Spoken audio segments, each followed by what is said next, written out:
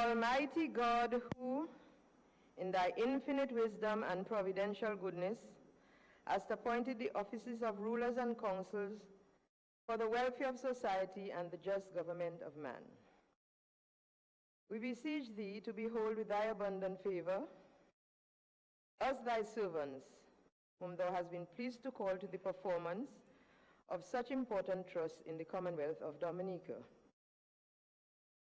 Let thy blessing descend upon us here in this Parliament assembled, and grant that we may, as in thy presence, treat and consider all matters that shall come under our deliberation in so just and faithful a manner as to promote thy honor and glory, and to advance the good of those whose interest thou hast committed to our charge. All which we ask in the name and for the sake of our Lord and Savior, Jesus Christ. Amen.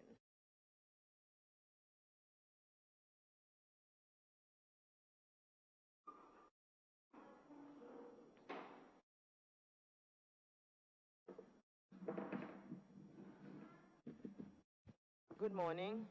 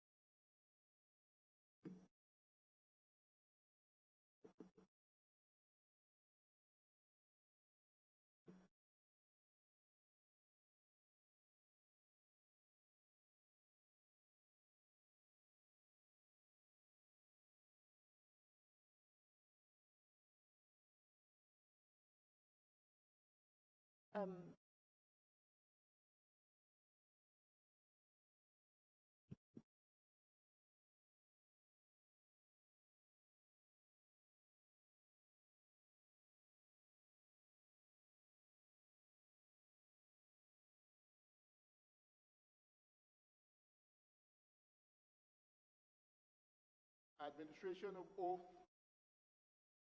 to new member.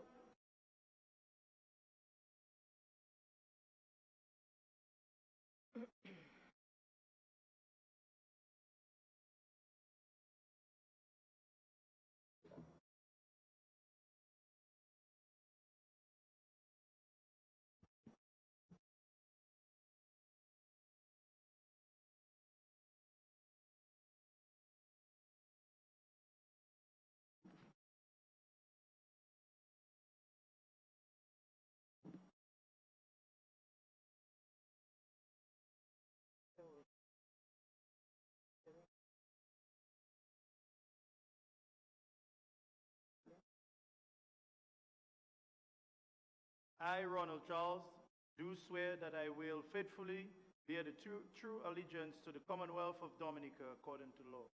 So help me God.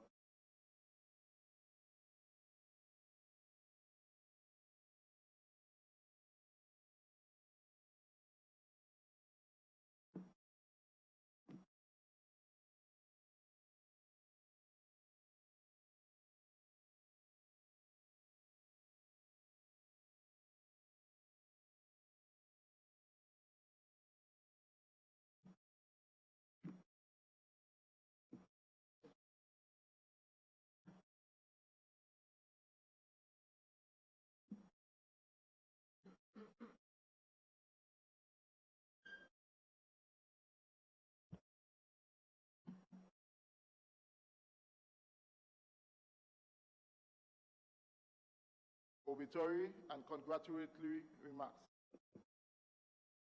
I'm going to ask that 2 or 3 members on either side give congratulatory remarks to our newest member, and we will allow him to respond, and then I shall have my last say on that matter under that heading. So can we have the 3 members who briefly, as in 3 short sentences or 4 short sentences, we have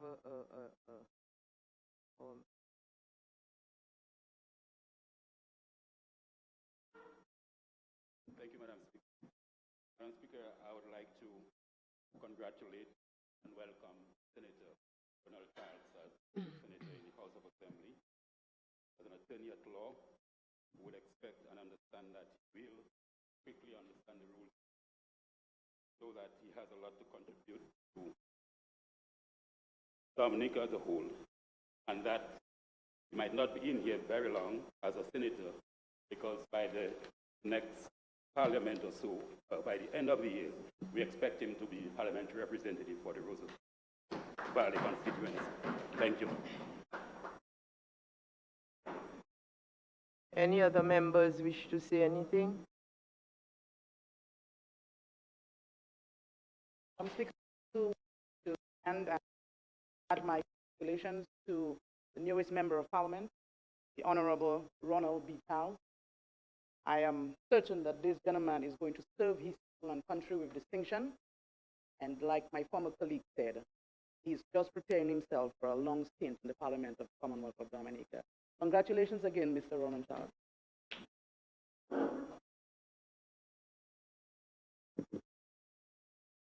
Thank you, Madam Speaker.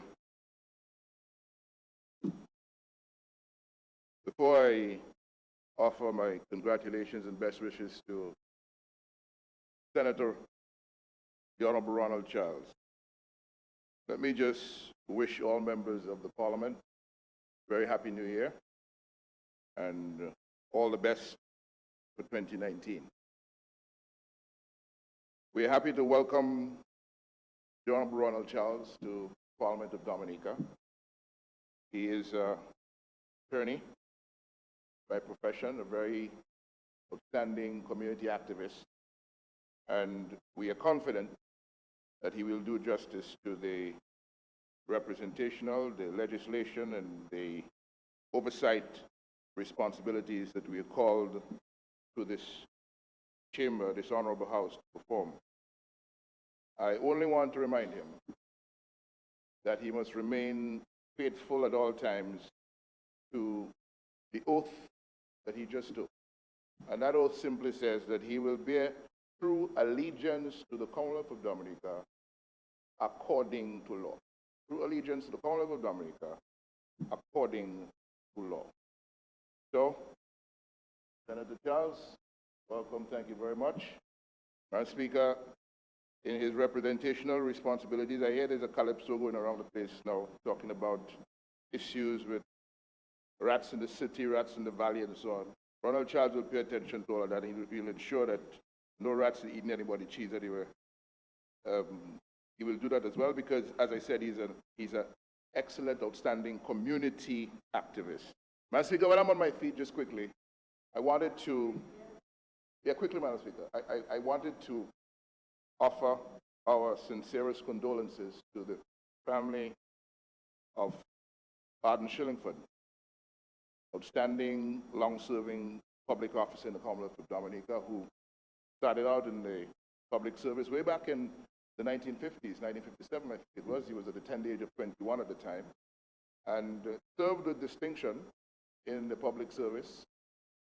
Ended up working with the Eastern Caribbean Commission from 65 in London, and from there occupied some, yes, Madam Speaker, some very important ambassadorial responsibilities. He was our High Commissioner to the UK, and he was diplomatic envoy to a number of other European countries. He served his country well.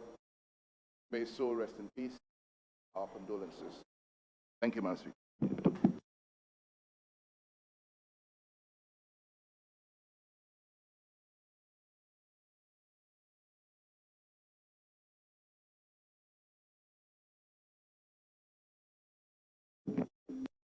I will call on the newest member to give a brief response.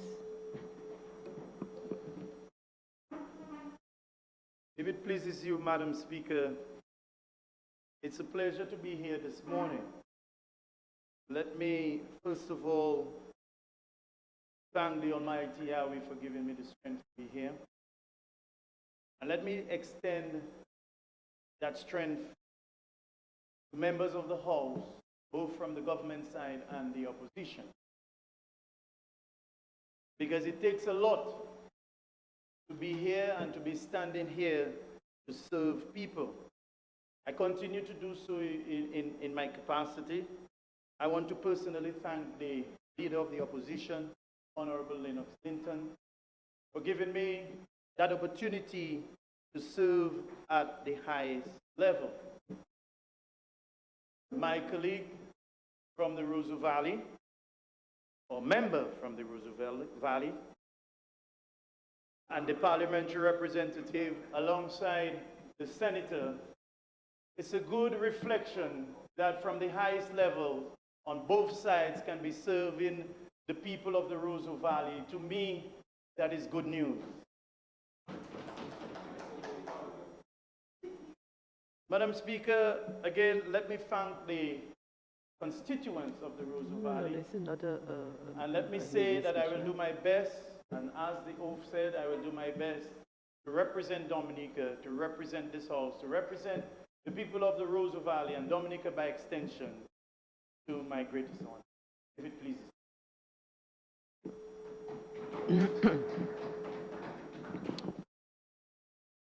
I too would like to add my welcome to you as the newest member of the House.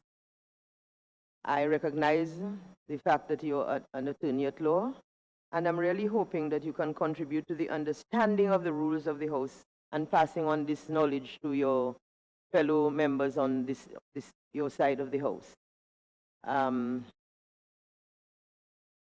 Having said that, I trust that you will observe the rules yourself. Thank you.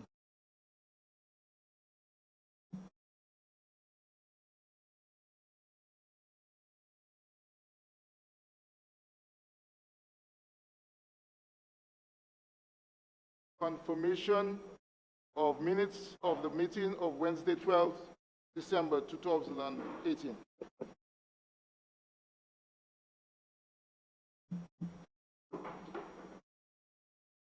I'd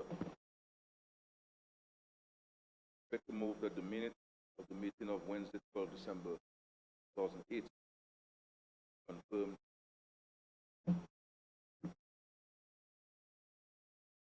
It has been moved and seconded that the minutes of the meeting of Wednesday, 12 December 2018 be confirmed as circulated. Those in favor? Those against? The ayes have it. The meeting will now be circulated as brought before this House. Announcement by Speaker. As is customary, I am going to read the letters of the members who have written to indicate, first of all, that they are unable to attend the meeting due to, in some cases, illness or otherwise, and asking for leave of absence.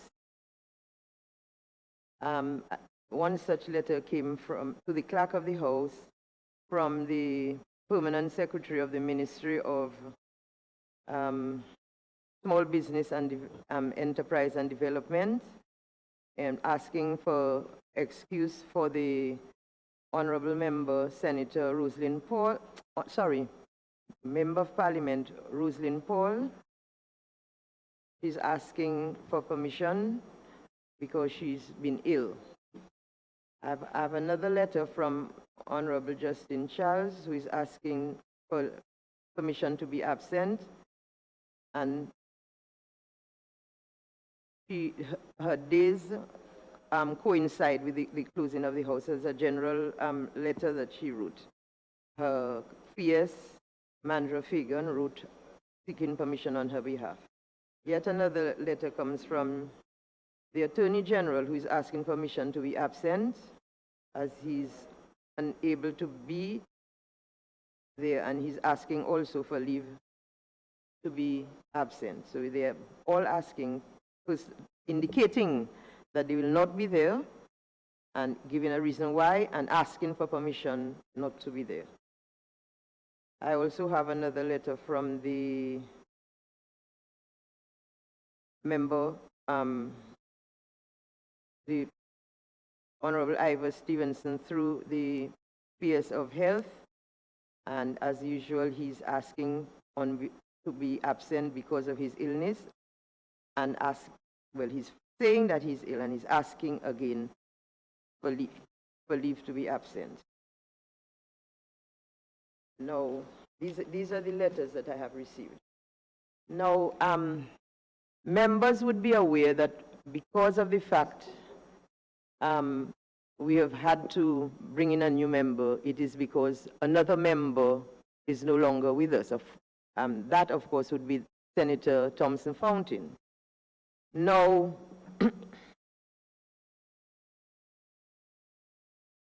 much has been said in the media, and questions were asked why I didn't go on the media to explain why Senator Fountain was asked to vacate his seat. But I took the view that I should let the members of the House know before I go public with it.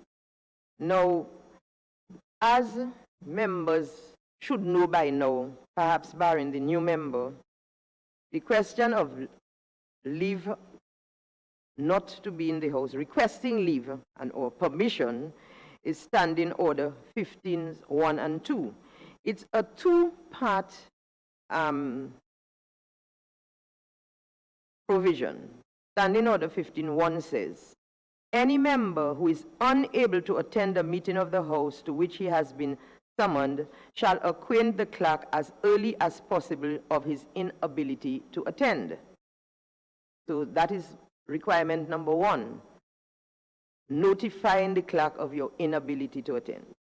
And then 15(2) says, if without leave or order of the Speaker previously obtained, any member is absent from 3 consecutive meetings of the House to which he has been separately summoned during the same session, such member shall vacate his seat. In these circumstances, therefore, a member, namely Senator Thompson Fountain, was absent from the House without leave from on the 20th of September, the 1st of October, and 12th of December. Now, among other things I heard on the airwaves is that the senator had written for permission. I need to explain to members how this thing works. Every member, according to the standing orders, must give the clerk an address, and we take email addresses as well, as to where he can be served any documents coming from Parliament. Now, when we have meetings of the House, members who have been here for as long as I have and even longer would attest to the fact that under my watch, we have been scrupulously observing the requirements, such as if you need to put something on the order paper, you have to write it in 14 days before, such as questions and so on, and that the notice of a meeting, according to the standing orders, have to go out 12 days before. Under my watch, to my recollection, there have been only 2 occasions in the last 18, almost 19 years, where the requirement of sending the notices 12 days before have not been upheld.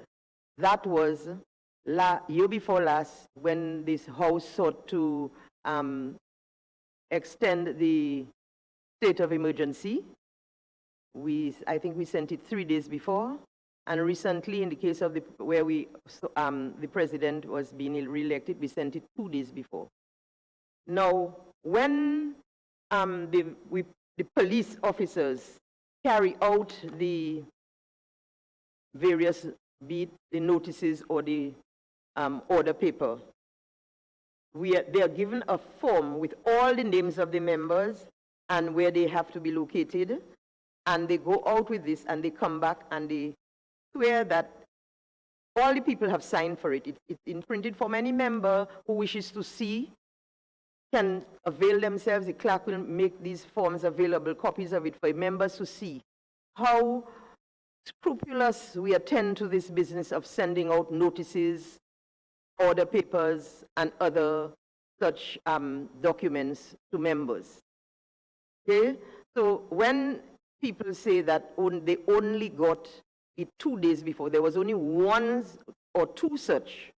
And after all, it's the standing orders permit that to happen in case of emergency. So there were 2 emergencies under which this happened.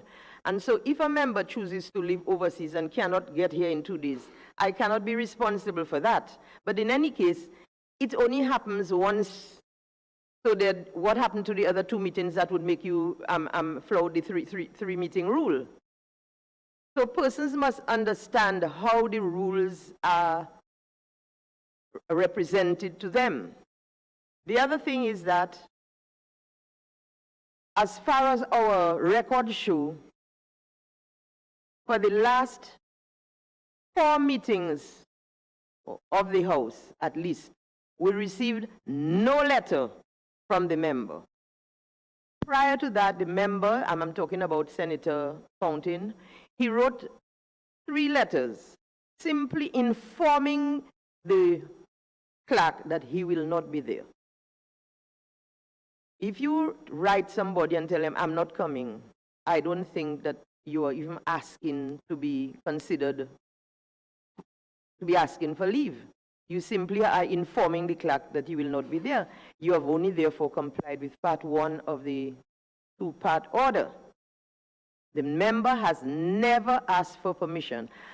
And to all those who think that this is done as a whim, as was suggested by the leader of the opposition, let me let members know that some years ago, a member of the opposition, I'm not going to call his name, was offered a scholarship at a very prestigious university.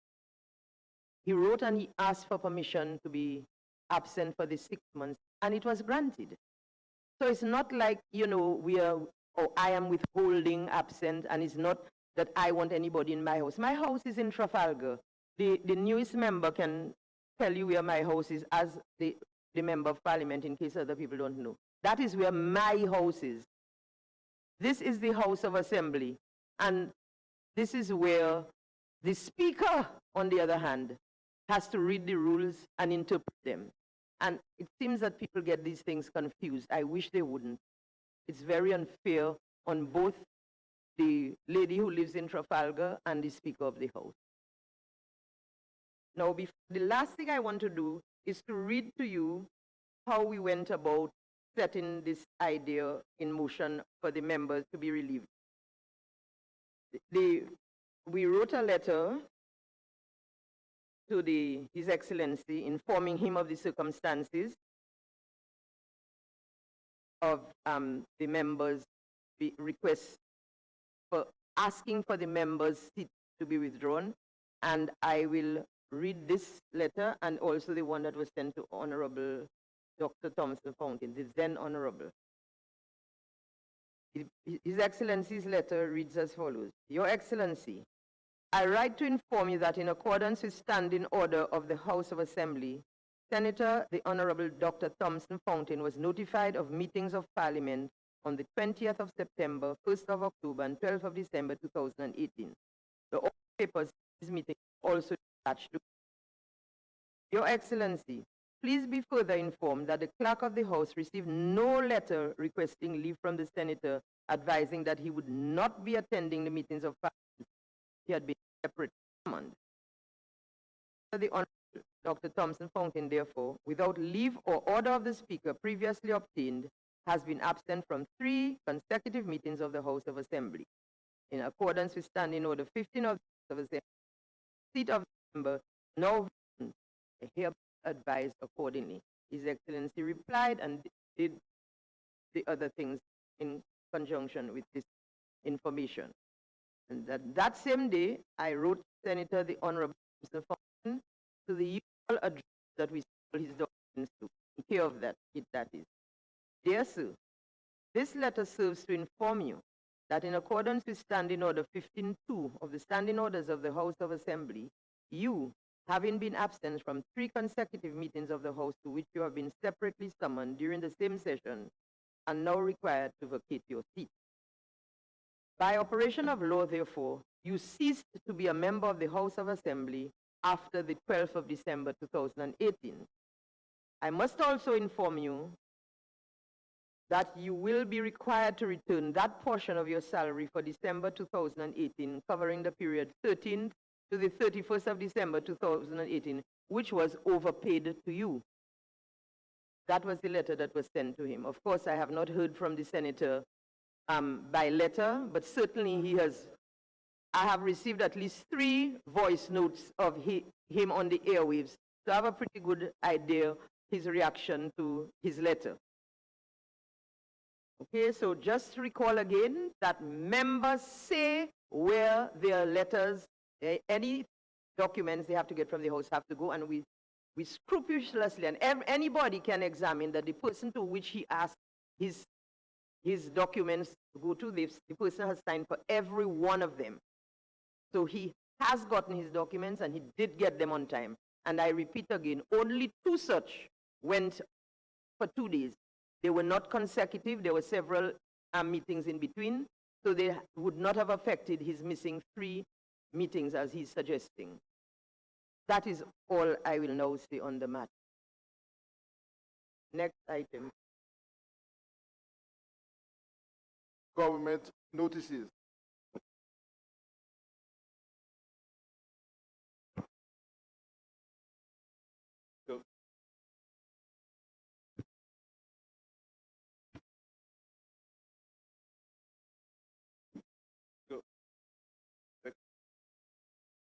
That I'm withdrawing the bills, but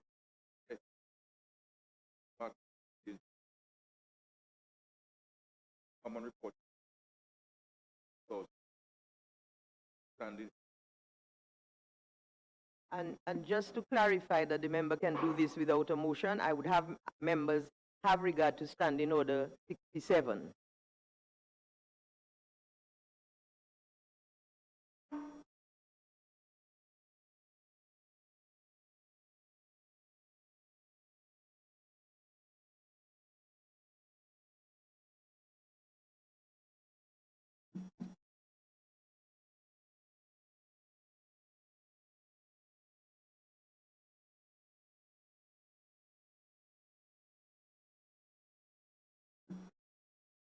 Madam Speaker, I beg to give notice that at a later stage of the process, I will take all the stages of the bill signing on the Prime Minister's bill, like Offshore Bank.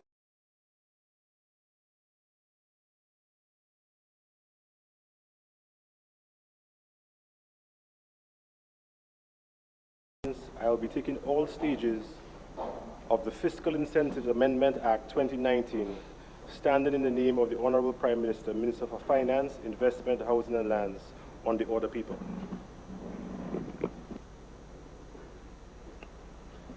Statement by ministers.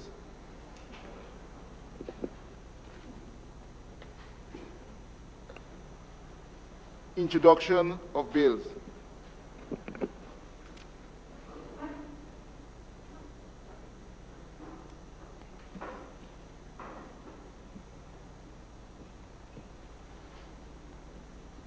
Madam Speaker, I move that the bill shortly entitled Offshore Banking Amendment Act 2019 be read a first time.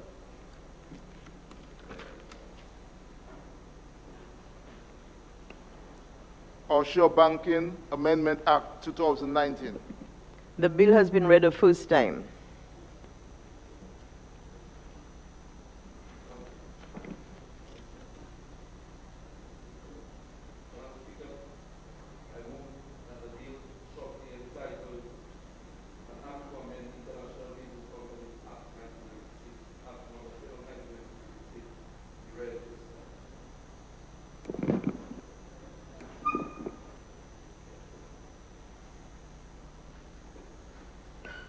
International Business Company Amendment Act 2019. The bill has been read a first time. Madam Speaker, I move that the bill shortly entitled Fiscal Incentives Amendment Act 2019 be read a first time.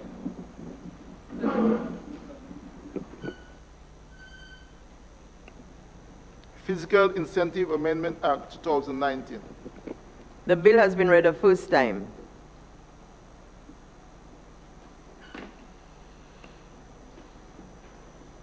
Public business, government business, motion.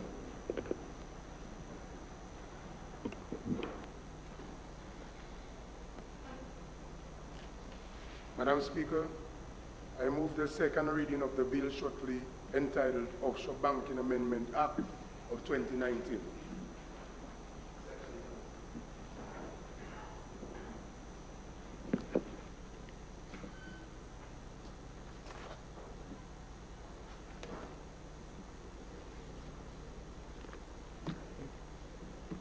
Go ahead. Madam Speaker, in 1996, various services offered in the offshore sector were introduced to Dominica. I'm advised that the offshore services were introduced at that time as a means of diversifying the Dominican economy and to benefit from what was then an emerging sector of economic growth, Madam Speaker. One of these services is the offshore banking services, which was introduced legally with the Offshore Banking Act, number 8 of 1996. To encourage participation in the sector and to attract business to Dominica, a number of concessions were made available through legislation. Madam Speaker, the offshore banks are licensed to do business, are not licensed to do business in Dominica. The Offshore Banking Act allows for offshore banks to be granted concessions in respect to income tax and other domestic taxes. These concessions are contained in sections 57, 58, 59, 60, 61, and 62 of the said Act. Madam Speaker, we'd all be aware that in recent times that the Organization for Economic Cooperation and Development, that's the OECD, and the European Union have raised issues about transparency and fairness in tax matters and have identified provisions in tax legislation in various countries which they consider to be harmful to the member states of the OECD and the European Union. The OECD and the EU have therefore established rules and guidelines on tax matters, and they expect all countries to be in compliance. These considerations by the OECD and EU have resulted in the negative listing of several countries. Those countries that are not in compliance are said to be blacklisted, while those who are partially compliant or which have been given the time to become compliant are gray listed.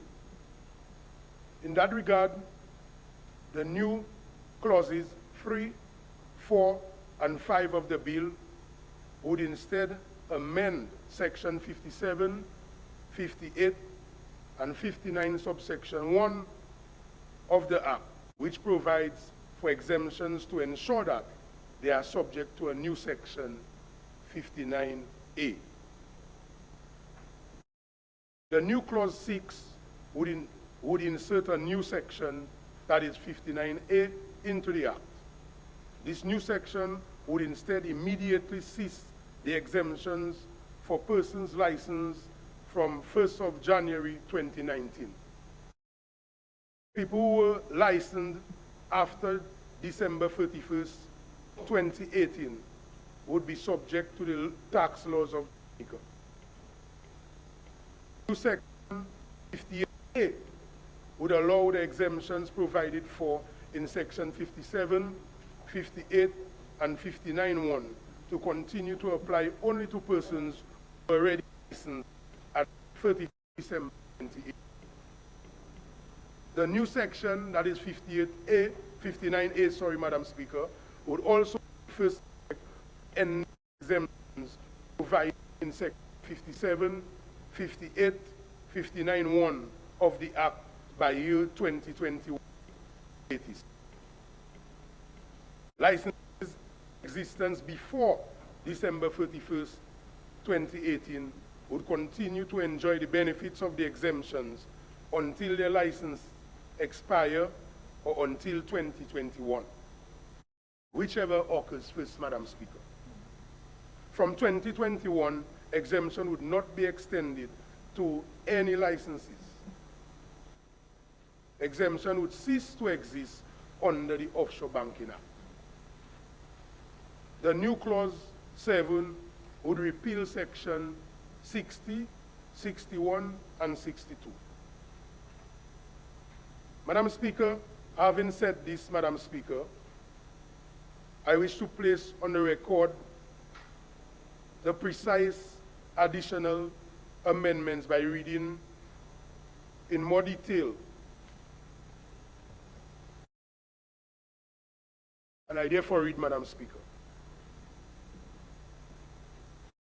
And these will be the amendments that would move at the committee stage.